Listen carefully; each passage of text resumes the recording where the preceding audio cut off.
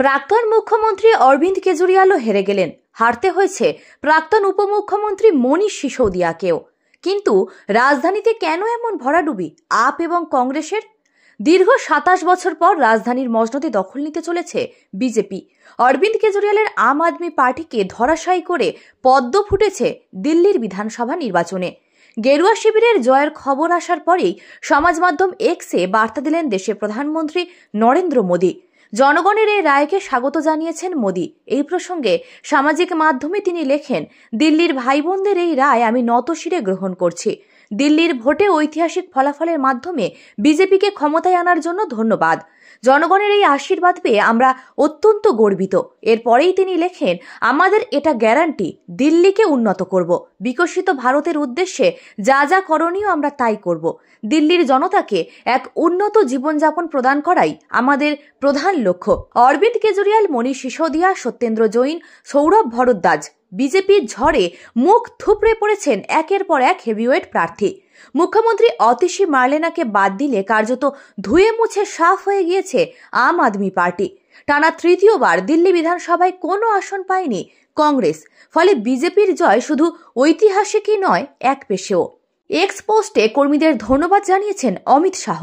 বিজেপির second in command লিখেছেন, দিল্লির মানুষ দেখিয়ে দিয়েছে যে বারবার মিথ্যা প্রতিশ্রুতি দিয়ে জনগণকে বিভ্রান্ত করা যাবে না। জনগণ ভোটের মাধ্যমে নোংরা যমুনা, নোংরা পানীয় জল, ভাঙা রাস্তা, উপচে পড়া নর্দমা এবং প্রতিটি রাস্তায় খোলা মদের দোকানের জবাব দিয়েছে। দিল্লিতেই দুর্দান্ত জয়ের জন্য যারা দিনরাত পরিশ্রম করেছেন তাদের প্রতি কৃতজ্ঞ।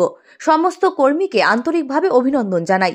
দিল্লি এখন মোদিজির নেতৃত্বে একটি আদর্শ রাজধানী হয়ে উঠবে, এমনটাই টুইট করেছেন অমিত শাহ।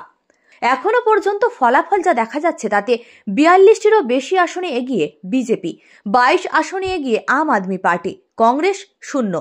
২০২৫-এ জিতলে হ্যাট্রিকের পথে যেতে পারত আপ, কিন্তু জেতা তো দূরস্থ, প্রাক্তন মুখ্যমন্ত্রী অরবিন্দ কেজরিওয়ালও হেরে গেলেন। হারতে হয়েছে প্রাক্তন উপমুখ্যমন্ত্রী মনীষ সিসোদিয়াকেও। কিন্তু রাজধানীতে কেন এমন ভরাডুবি আপ এবং কংগ্রেসের? ইন্ডিয়া জোটের শরিকদের সম্পর্কের ফাটলে কি দিল্লিতে বিজেপির পথ প্রশস্ত করে দিল? রাজনৈতিক মহলে উঠে আসছে একাধিক কারণ।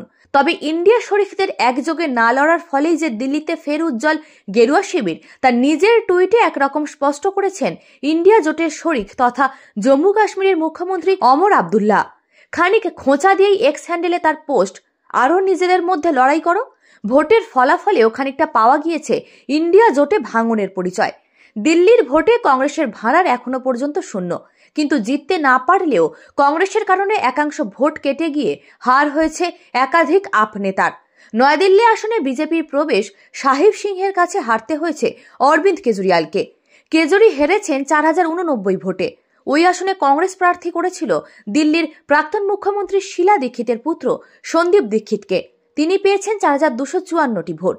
যদিও ইন্ডিয়া জোটের আর এক শরিক অখিলেশ যাদব অবশ্য ভোটে কারচুপির অভিযোগ এনেছেন। তিনি এক্স হ্যান্ডেলে পোস্ট করে বলেছেন, বিজেপি ভোটের জোরে পিডিএর ক্রমবর্ধমান শক্তিকে মোকাবিলা করতে পারে না, তাই তারা নির্বাচনী ব্যবস্থার অপব্যবহার করে জয়ী হওয়ার চেষ্টা করে। নির্বাচনে পরাজয়ের পর দিল্লি নির্বাচনের ফলাফল নিয়ে আপ সুপ্রিমো অরবিন্দ কেজরিওয়াল বলেন, মানুষের রায় আমরা মাথা পেতে নিচ্ছি। বিজেপিকে জয়ের জন্য অভিনন্দন। আশা করি যে সমস্ত প্রত্যাশা নিয়ে মানুষদের ভোট দিয়েছেন তা তারা পূরণ করবে। আমরা গঠনমূলক বিরোধী দলের ভূমিকা পালন করব। শুধু গঠনমূলক বিরোধিতা নয়, আমরা সাধারণ মানুষের সেবা করে যাব, তাদের সুখ দুঃখে পাশে থাকব। কারণ আমরা রাজনীতিতে ক্ষমতার লোভে আসিনি, এমনটাই জানান আপ সুপ্রিমো অরবিন্দ কেজরিওয়াল। অন্যদিকে দিল্লিতে শূন্য পাওয়া কংগ্রেস আম আদমি পার্টির হারে উল্লসিত। জয়রাম রমেশ বললেন, 2030 সালে দিল্লিতে কংগ্রেসের সরকার গঠিত হবে।